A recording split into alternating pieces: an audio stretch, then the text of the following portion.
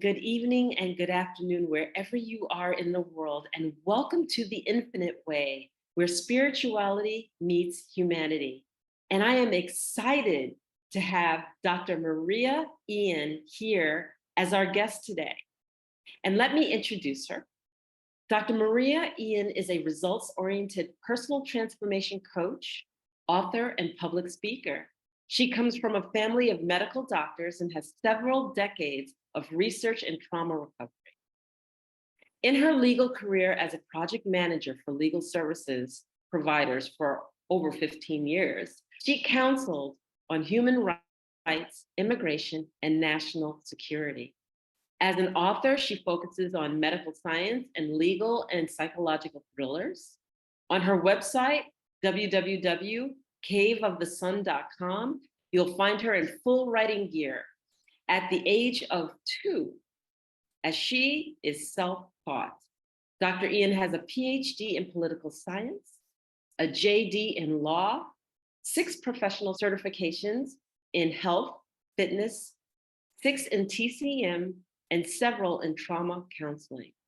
Her research passion is the extraordinary, miraculous connection between spirit and energy behind the science. Is that too abstract? No worries. We are all together on that path Dr. Ian delights in, the opportunity to provide a guiding light. So we are going to do a continuation of a beautiful presentation that Dr. Maria Ian presented at the Expressions of Humanity Speakers Forum, which was called What You Always Wanted to Know About Ancestral Healing, but Were Too Afraid to Ask. And Dr. Ian, I want to welcome and thank you for joining us here on The Infinite Way. Thank you, Enolia. It's a pleasure to be here. Thank you so much. And why don't you share with us just a little basis and foundation on your presentation that you presented so that we can get right into the conversation? Yes, okay. So, as maybe many know who are watching, who are interested in personal transformation, traumatic events and trauma responses can change the way our genes work, right? So these changes don't affect our DNA sequence, but they can affect how our bodies read our hereditary material, right? So if you're interested in ancestral healing, meaning if you're interested in finding out how you should be reading your DNA, such as to expand and heal your genetic material, as opposed to, falling continuously again into the same, repeating the same traumatic events, being worried you get the same diseases that your parents, grandparents had, being stuck in various vicious cycles, then you have to, know how the changes in your environment can affect how your body reads that DNA. Now, when we say changes in the environment, that is something extremely important, because most of us probably think about the environment like physical material things, like people we interact with, like whatever environment we're in, like, the address where we live or where we are, the furniture and that surrounds us, stuff like that, very material things. However, in order to be really successful in healing our genetic material, by environment, we mean consciousness. Our consciousness, more specifically, we mean how our cells create consciousness as they interact with the universe. Mm-hmm. And so the presentation that Enolia was referring to is specifying exactly that process, how our cells create consciousness in such a way that we are attuned with the universe at a very high level, such that we are not governed by that genetic material that, makes us do like fear-based decisions, go into the whole issue of I'm going to get the same illnesses as my parents, my grandparents, I'm repeating the same vicious cycles. Exactly. The same things happen to me over and over again. They've been happening for hundreds of years. Those kind of things, Yeah. right? Let's break this down a little bit. Let's Mhm. break this down a little bit for our audience, because what you're talking about, people understand the concept, but they don't understand it. And I just want to make sure that our audience is understanding how important this is, Yes. right? Mhm. So, in simplistic terms, my grandfather was an alcoholic. My father's an alcoholic. Yes. Therefore, I'm predisposed. We get this thing, predisposed. I'm predisposed to Yes. be an alcoholic, Yes. and it's genetic. Yes. It's Yes. down in my gene and in my DNA that I have to, and we get this idea Mhm. Mhm. of this low-level energetic thinking Yep. Yep. that I have to be that. And it's Yes. not true. And what you're telling us is Wonderful. the science behind that. It's not true. And that if we are able to raise our conscious thinking to a higher level Mhm. of predisposition of understanding that I am a supreme being without limits. Yes, the reason why a person would think that, okay, my grandfather was an alcoholic, my father was an alcoholic, or my grandmother was depressed, my mother was depressed, things like that, is because Mhm. their consciousness is reading those genes in that Mm, manner. So okay. your consciousness can read your genes, such as to say, you know, my father was an alcoholic, my grandfather was, most likely I'm going to be one. And if I'm not going to be one precisely, I'm probably going to have some other problem that will then be explained by those factors, right? Mhm. It's your consciousness is reading your genes in that manner. Your consciousness can read your genes. Oops, sorry. That's okay. My consciousness was just reading my genes. Yeah. I'm honest. Yeah, your consciousness can read your genes, such as to say, well, my grandfather, when he was a kid, he really helped some. He really had some brilliant idea that helped somebody do something wonderful, and and I'm gonna do something similar. And Mhm. you can read your genes such as to see only that one aspect. And here's what's going to happen. This is very interesting. Okay. If your consciousness reads your genes, such as to say, my grandfather, when he was a kid, had this amazing idea that really helped somebody do something phenomenal, Mhm. that means you are working with your subconscious mind in a very specific way when you are making that decision to read your genes in that manner. So the story of your grandfather having been an alcoholic is going to change. It's going to be okay. My grandfather, had this brilliant insight when he was a kid that really helped somebody, and that caused him to go through certain life transformations, where he encountered specified obstacles, that he had to address, and that maybe I'm making this up because this is not this is not from my real life, right? But that he had to counter and address, and that resolve themselves in such and such a way. Mhm. For So, example, I could give you an actual real life example that would sound more. I mean, from my no, go background. ahead. Go You ahead. Please you do. want? Please do. And then I want to share something too that I want to ask you.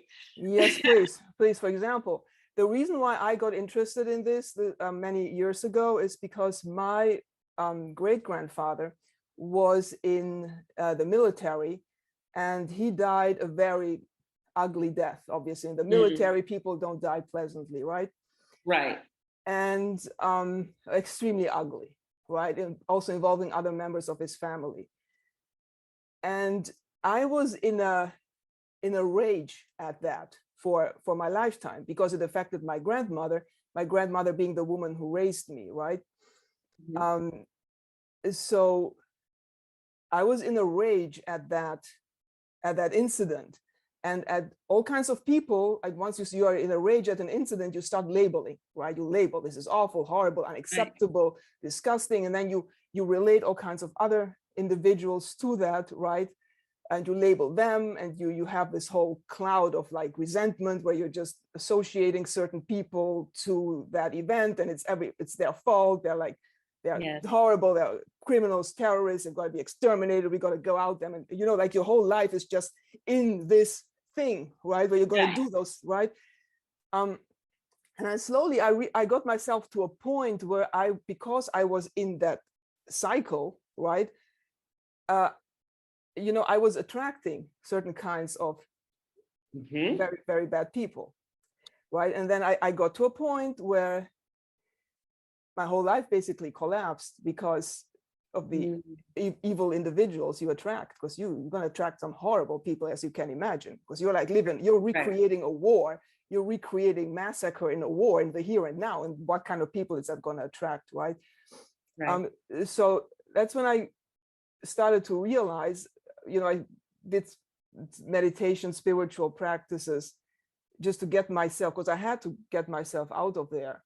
That's when I started to realize it's really cyclical, like you're really repeating, you're in a war in the here and now, you're recreating a war, right? And you're just repeating blah, blah. So then I became interested in trauma recovery, because it's really trauma you have, right? And I did the actual program. It took me almost 2 years, where you have to clear the specified area that I mentioned at the conference, right? Which is the pre-8 months one, because that's where the trauma really gets released if you hit that area correctly. Okay. Right. Yeah. And then this is all a process. This is work. This doesn't happen overnight, you know, because this exactly. is 100 years old. This doesn't happen overnight. Right. But then I got to that higher awareness where it's really, you're created in the universe, and that's where you have safety. And that's an experience. It's that you are in the universe and nothing can harm you. Really nothing anywhere. Even if the whole universe were to collapse, it will not harm you, right?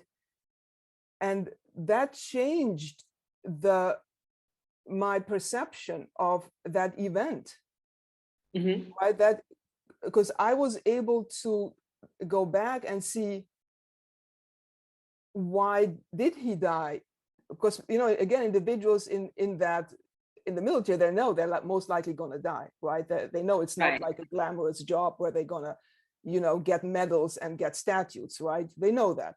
So the question is, so then why did he do that, right? And that's when I started to understand the story behind it, like the story of valor, the story of courage and of integrity, and what that means, but also what it does not mean, right? Because you are up against a lot, because in popular culture, like, you know, militaries get all kinds of public relations, you know, that interpret courage and integrity in some very, you know, kind of superficial, you know, tacky ways, just to attract, you know, followers, things like that.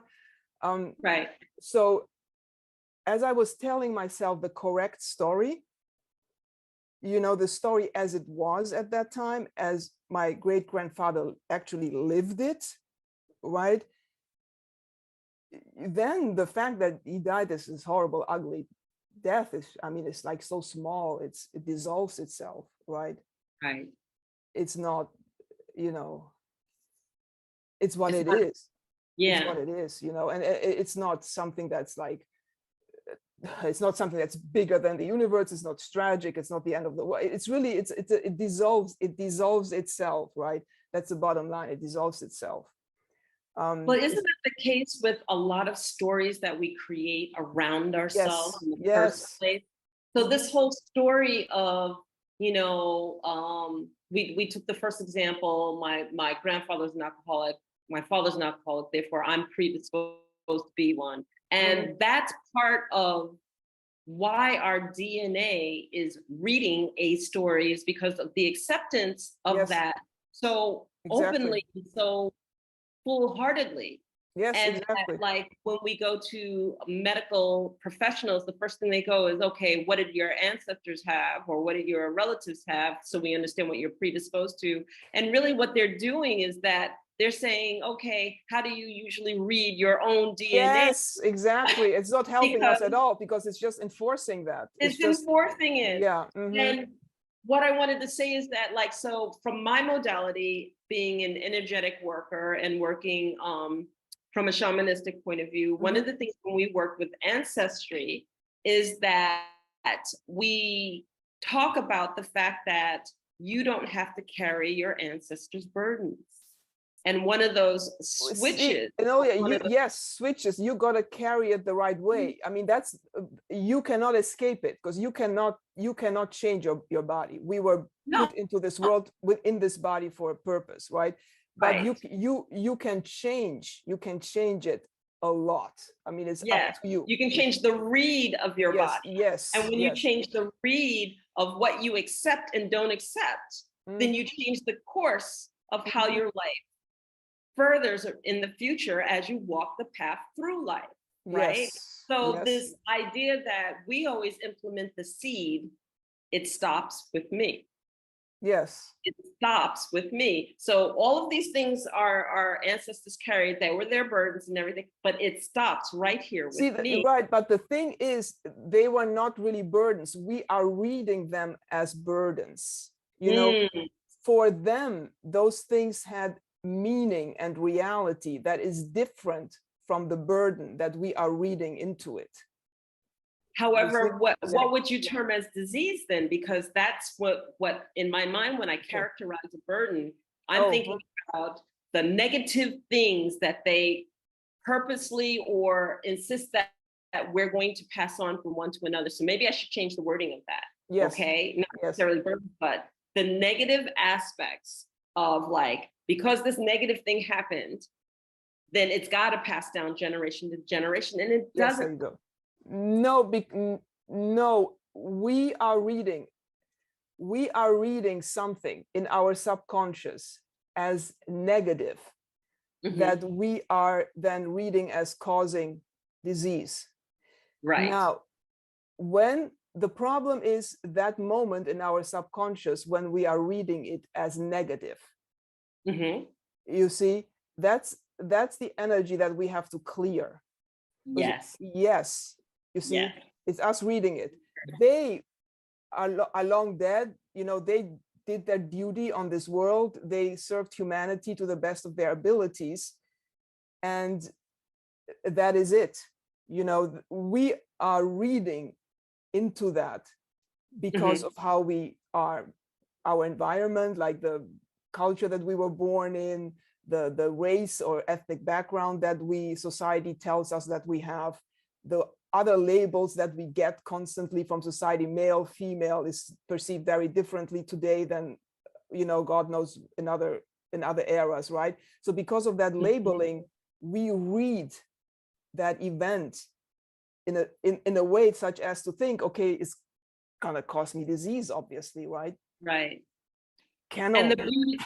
Yeah. the beauty of your work, the Mhm. beauty of your work is that you share with us how to change that decision. You, Yes, you share with it. So yes. talk a little bit more about just the process by which we might have to go through to really fundamentally change the course of our life, as well as a little bit about your book, because there your book is right there on your left side. And that's Yes. basically the foundation of your work.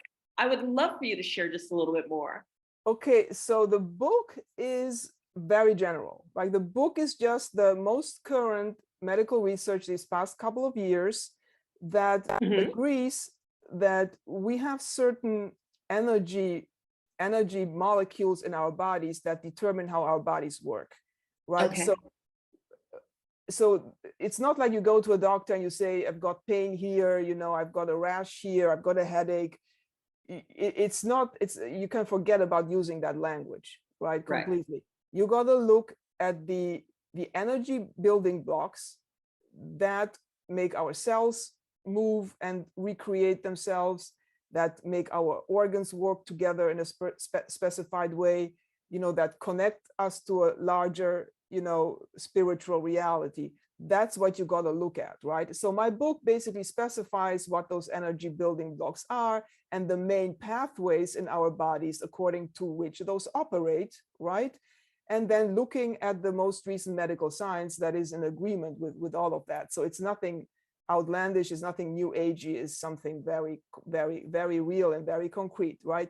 So that's a very general background to change how people think of, I've got an ache here, I've got a pain here, I need to take aspirin, I need to take this medication. They can forget about that. That's all just very, very superficial, right? Right. Right. It has nothing to do with the energy. I mean, if anything, all those medications can actually disturb our energy flows even more. Okay. Right. Yeah. So, and it happens to many people. So that's just, the book is to change the way of thinking, right? Okay. Now, my work is very deep self-hypnosis. Well, I have two aspects to my work. One is the positive psychology, which is very easy, which you can get some great results with, and it works, but it is not really the healing the trauma that we spoke earlier. I mean, it does do its job.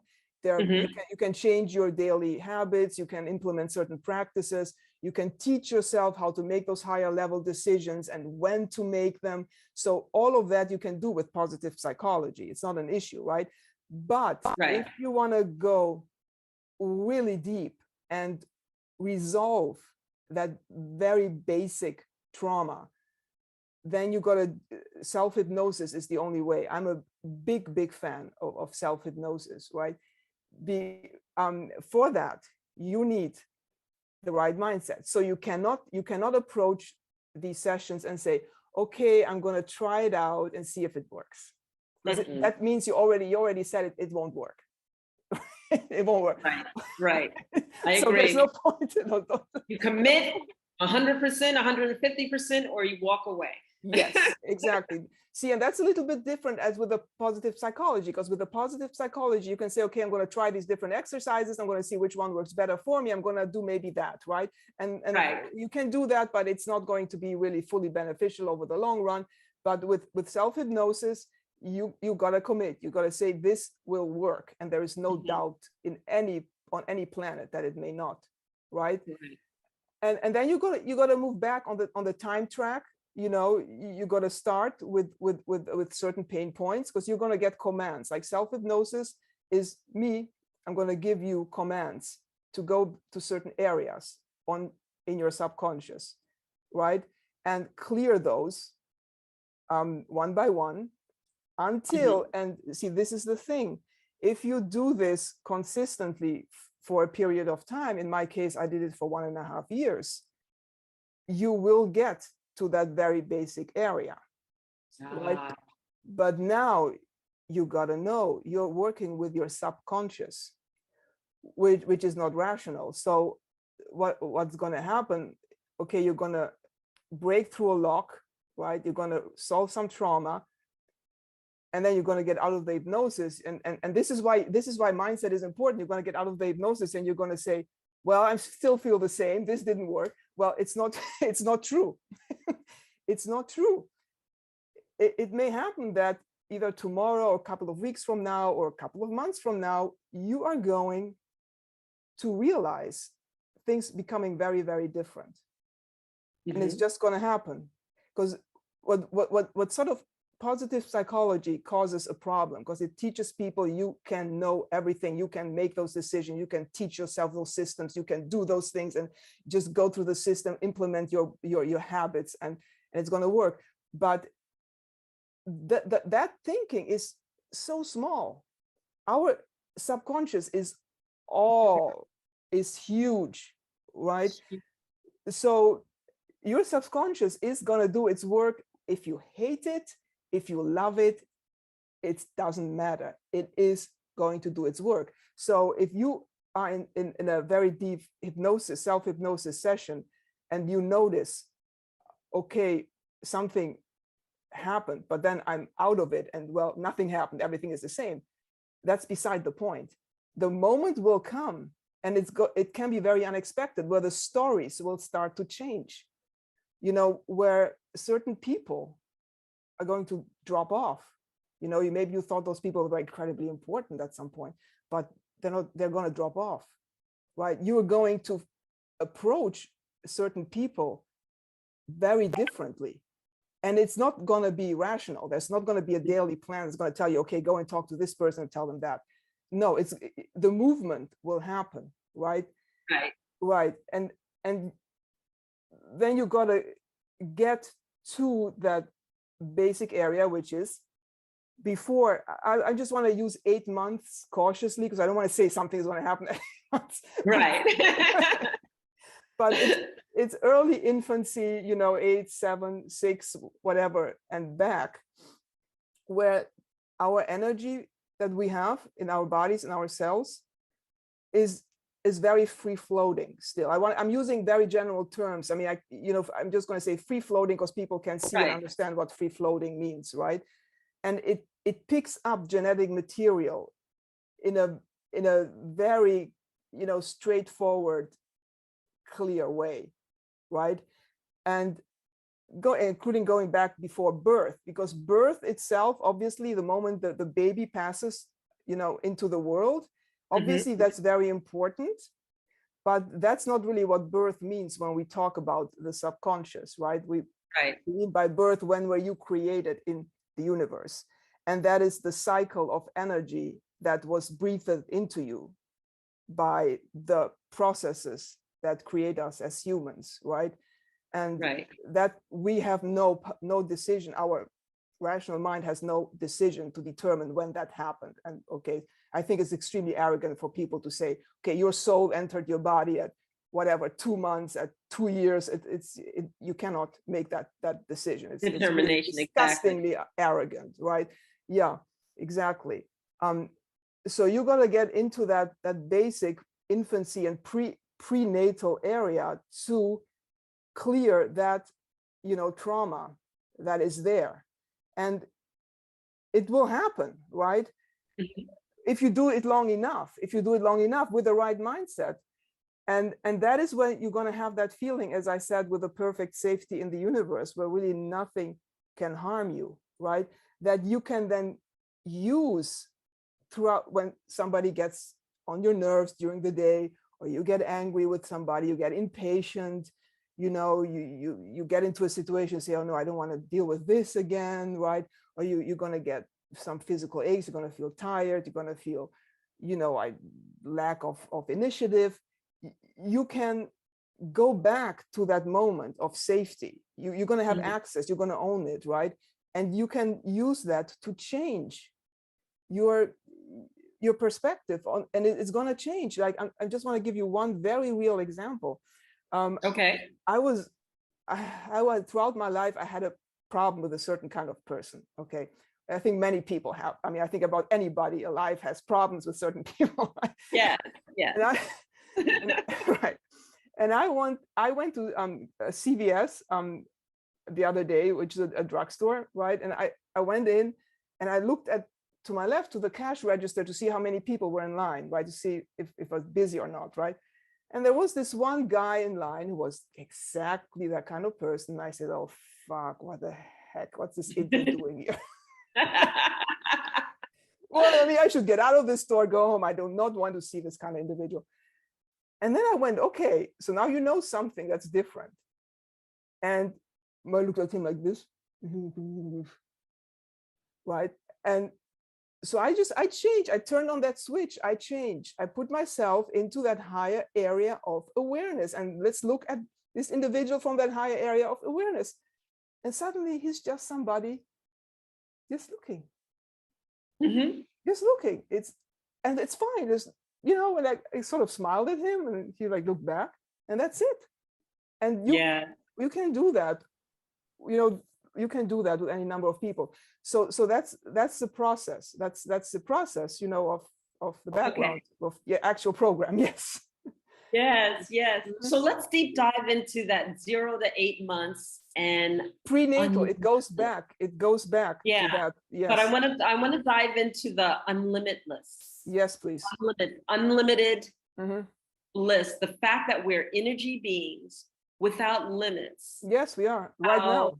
that Yes, limit is learned through a lot of our yes, humanity when we see things in a very finite way. I yes. mean, you so eloquently spoke about it within your speech, and I would love for you to just tell our audience a little bit about the fact that we come in unlimited, and then what happens over time if we allow it to.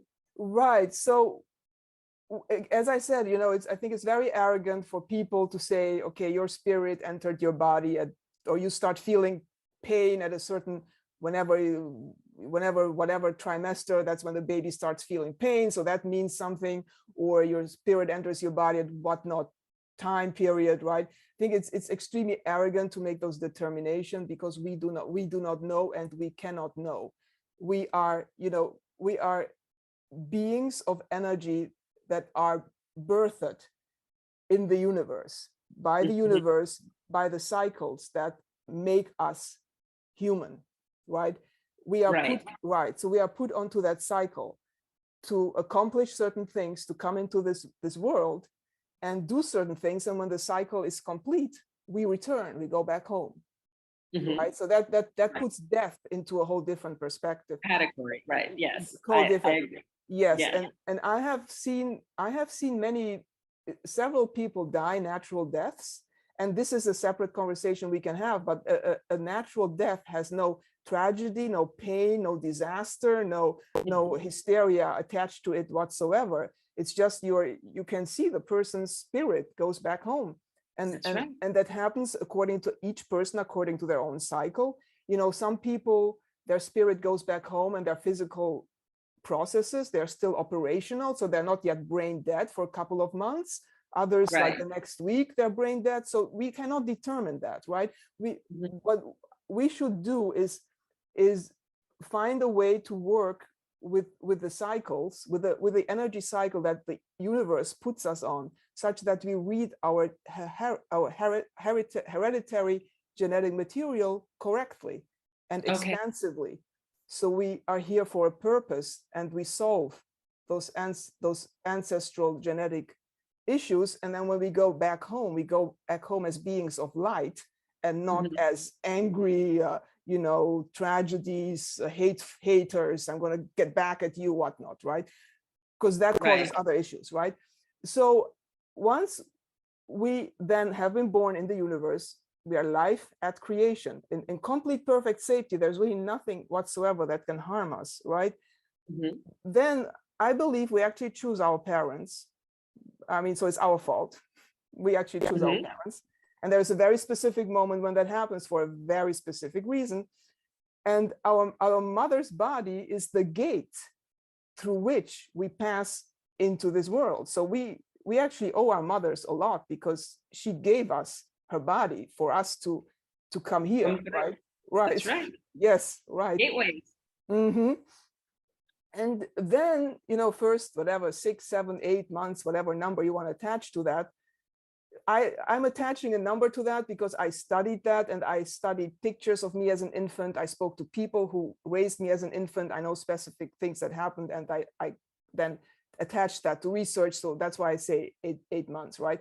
But once we become more and more, into this world, that's where, again, we get labeled, we start to think, we get programmed, right? We get programmed, and that's where the limitation comes. That's where the that is where the limitations come from, because and this is where trauma arises, because you can be programmed, again, in such a way that's gonna emphasize and worsen certain things that were there when you came here, that were there in the flow of your genetic material when you came through your mother's womb into this world.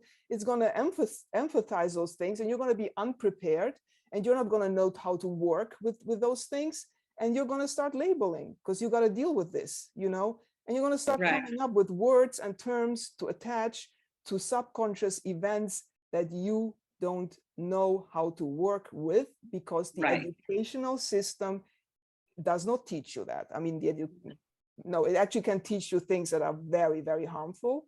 right? To you, if it teaches you the wrong thing at the wrong time, it can really aggravate those hereditary flows, you know, and you don't have no clue that's happening. You may go through your whole life with that aggravation and die, you know, in a rage and resenting everybody down that entire track. You have no clue, right, that that's what's happening. Yeah, and that's how we form our personality, because we label different responses, you know, in different ways, that our personality traits, like, oh, you're that kid you just never liked. You never liked to eat meat, or you're just kid, you were always shy as a kid, right? Because those become personality traits, right? And that's where the finite comes in. That's where the finite comes in. And you know, I'm sure you know that story of, you can have, you know, two individuals who have the identical, you know, genetic predisposition, right? And one of them ends up being an alcoholic.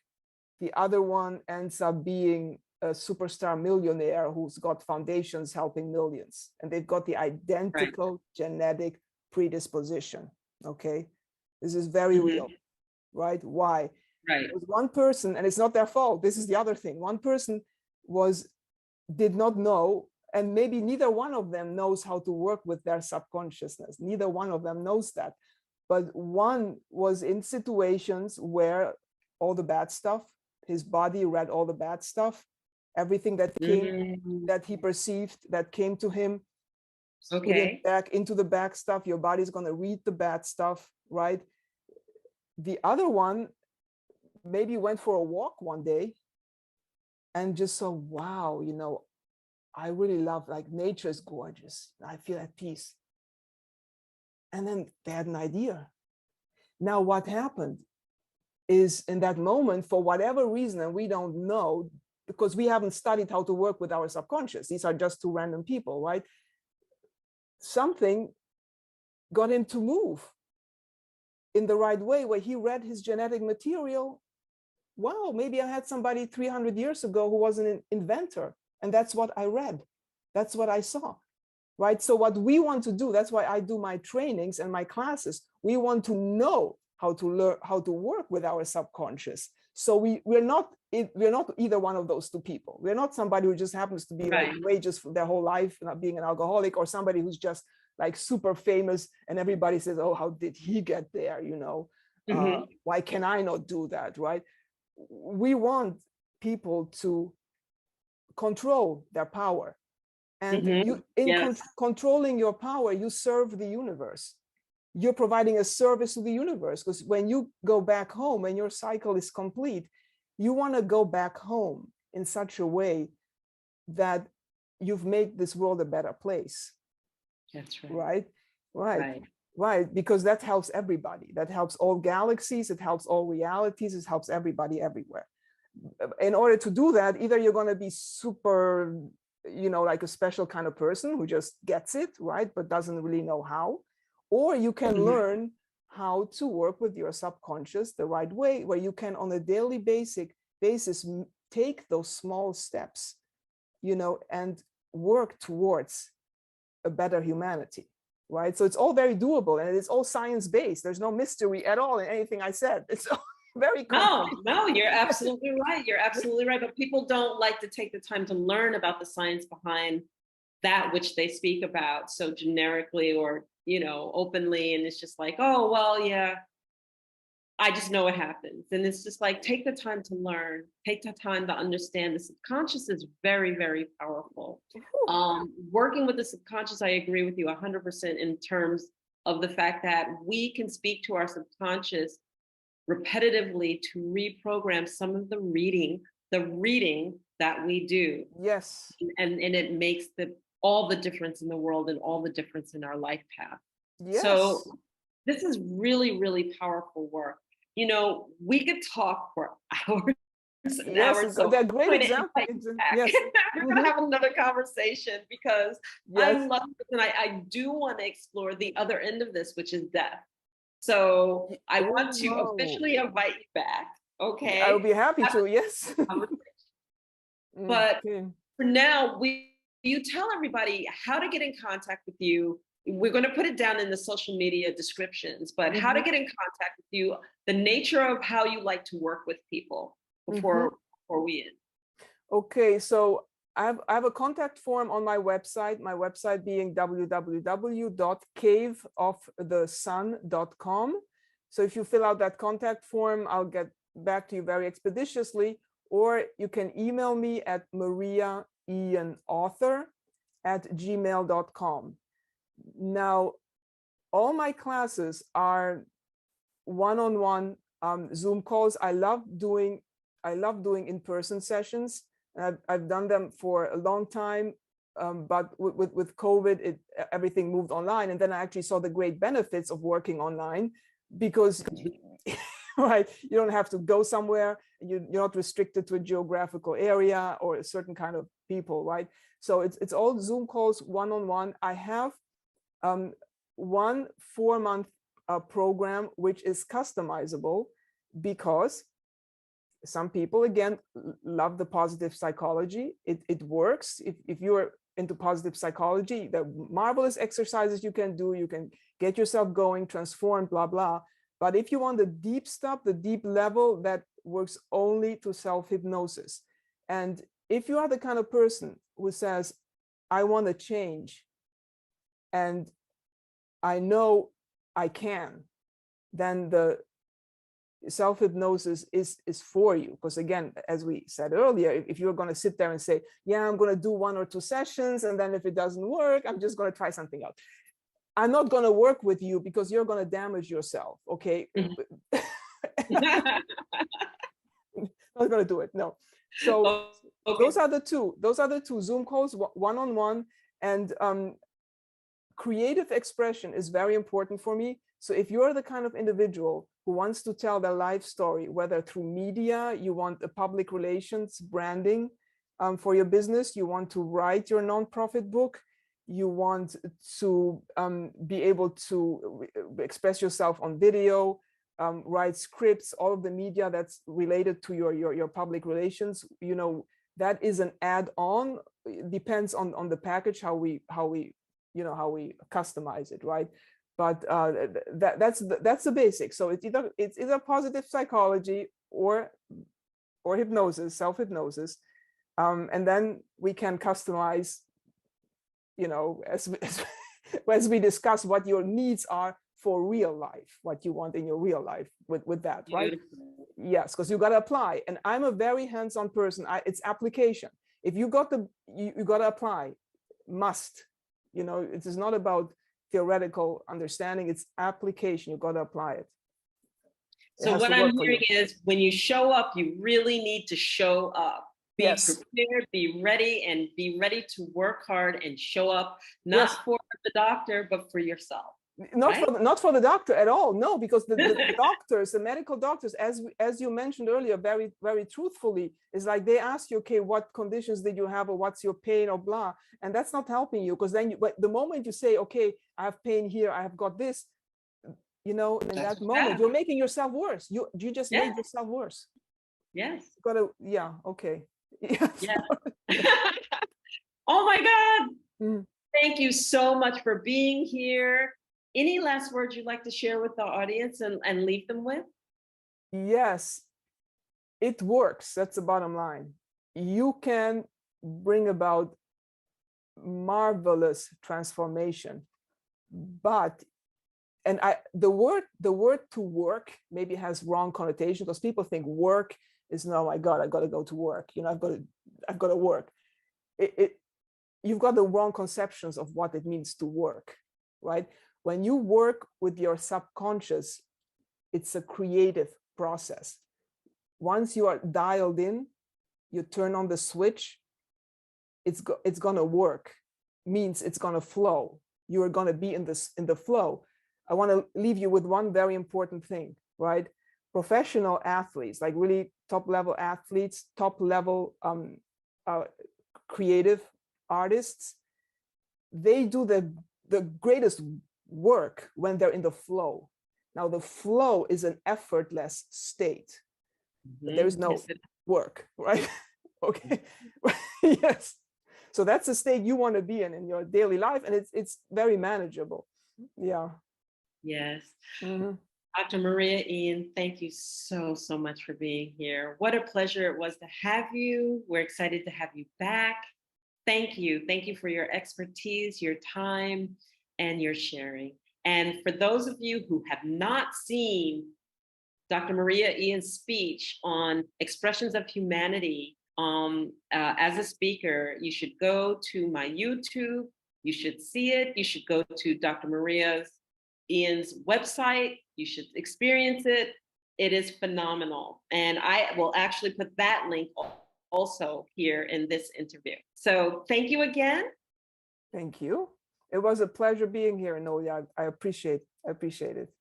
Thank you. And it was a pleasure having you, our honor. And we'll see you next time. Bye. Yes. All right. Bye-bye.